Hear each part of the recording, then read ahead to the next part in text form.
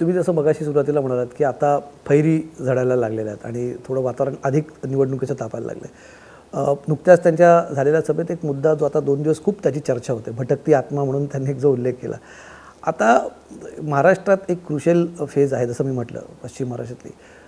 तुमचं रीडिंग याच्याबद्दलचं काय, की भटकती आत्मा जेव्हा ते म्हणतात त्याला खूप द्वेषाने प्रत्युत्तर दिलं जातं आहे आणि व्यक्तिगत त्या टीकेला की आमच्यावरती व्यक्तिगत टीका केली जाते असं म्हटलं जातं. तुम्हाला काय, तुमचं काय रीडिंग आहे? मोदीजींनी कोणाचं नाव तर घेतलं नव्हतं. त्यांनी टोपी फेकली, ज्याला आपल्या डोक्यात घ्यायची होती त्यांनी ती घेतली.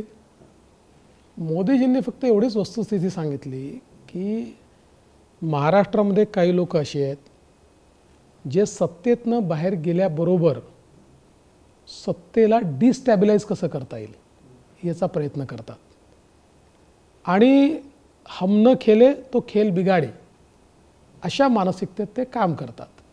आणि म्हणूनच महाराष्ट्रामध्ये देवेंद्र फडणवीस सोडला तर नाईकांनंतर कोणीही 5 वर्ष पूर्ण करू शकलं नाही.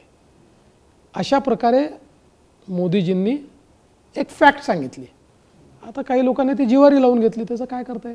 पण कोण आहेत ती लोक डिस्टॅबिलाइज करतात? तुम्ही नाव घेऊन सांगू शकता की शरद पवार आहेत किंवा इतर कोणी अजून जे करतात? आहे की टोपी फेकली आहे, ज्याला वाटतं मी आहे तो डोक्यात बसवून घेतोय, आम्ही कशाला सांगायचं?